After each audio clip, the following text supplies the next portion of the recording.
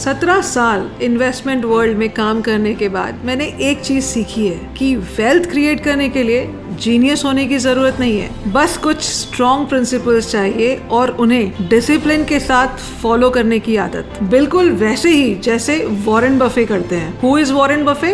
He is the legendary investor, the billionaire and the master of long-term and simple investing. And coming from him, 3 timeless principles that can help any investor to grow his wealth. Number 1, the power of compounding. इतनी बार सुना है, it's time we experience it. Warren Buffett ने एक बार कहा था, don't wait to invest, invest and then wait. Compounding की शुरुआत यहीं से होती है।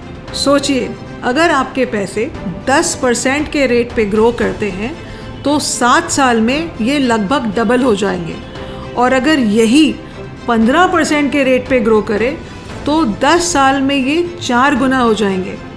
तो इस तरह साइलेंटली टाइम और पेशेंस के साथ आपके पैसे वेल्थ में कन्वर्ट हो जाएंगे। Number 2, be fearful when others are greedy and be greedy when others are fearful. हम सभी ने ये सुना है, it's time we start following it to.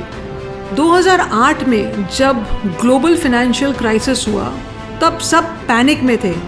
उन दिनों वॉरेन बफे ने $5 बिलियन गोल्डमैन सैक्स में इन्वेस्ट किए जब सभी मार्केट से भाग रहे थे। उन्होंने डील बहुत ही स्मार्टली स्ट्रक्चर की, 10% एनुअल इंटरेस्ट रेट अर्न किया और साथ में फिक्स्ड और लो रेट पे शेयर्स बाई करने का राइट भी लिया।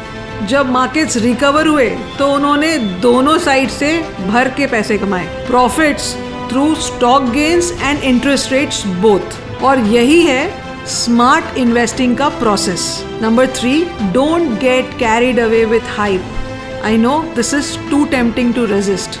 आजकल हर कोई सिल्वर की बात कर रहा है, ये नेक्स्ट बिग थिंग है, नेक्स्ट गोल्ड है। हाँ, सिल्वर ETFs ने पिछले 6-8 महीने में 60 से 70% का रिटर्न्स बना के दिया है, विच इज़ इम्प्रेसिव।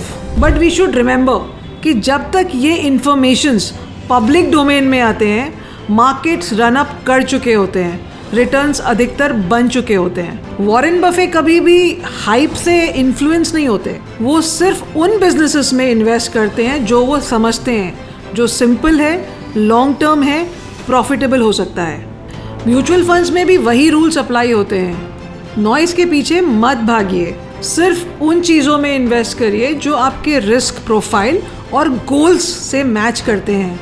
याद रखिए, कंपाउंडिंग, डिसिप्लिन एंड सिंप्लिसिटी।